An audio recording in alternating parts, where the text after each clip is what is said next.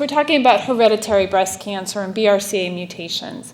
In fact, using oral contraceptives in patients with known BRCA mutations has been shown to have some preventative effect on ovarian cancer. And I think the jury is still a little bit out on exactly what the overall effect as far as breast cancer risk in people who are carrying a BRCA mutation. But in a patient who does not have breast cancer, who wants to use birth control and has a BRCA mutation, we are not routinely recommending against it.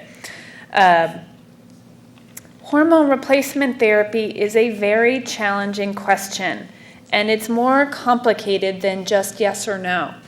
And in fact, in the last week alone, there's been 2 major publications, and in fact, they're going to review it tonight on World News Tonight and other things. There was a large study called the Women's Health Initiative, and this accrued thousands of women across the country. And in 2003, they announced, they looked at women getting hormone replacement therapy or placebo. And in 2003, they showed that women who were taking hormone replacement therapy had an increased risk of breast cancer. That hit the news everywhere, and everyone stopped their hormone replacement therapy. As we've gotten a little bit more information, the hormone replacement therapy that has been associated with increasing your risk of breast cancer across the board in almost every study is the progesterone portion of the hormone replacement therapy. In the estrogen replacement therapy, using short-term of the estrogen therapy has not been shown to increase your risk significantly. Even more complicating of this is that women who have been postmenopausal for years and years and had estrogen deprivation, who then were given some estrogen, actually had an improvement or decreased risk of recurrence. And this is very complicated and beyond the scale of what we can do today. But the take-home message is that breast cancer or breast cells are not static. They change over time.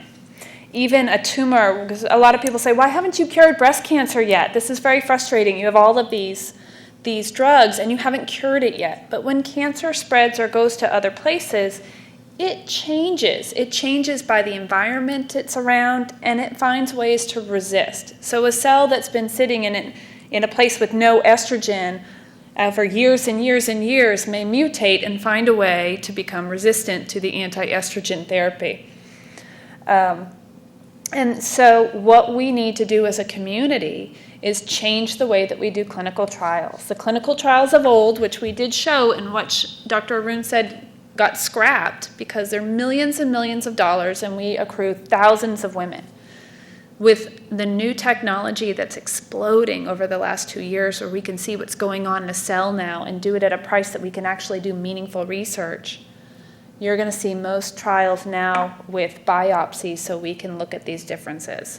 So the answer is hormone therapy with progesterone does increase your risk. Short term of estrogen does not appear to increase your risk for short courses. And so far, data in people with known breast cancer who've taken hormone replacement therapy in the early stages after their breast cancer, it does show to increase the risk of recurrence in randomized clinical trials, but not in years and years and years after.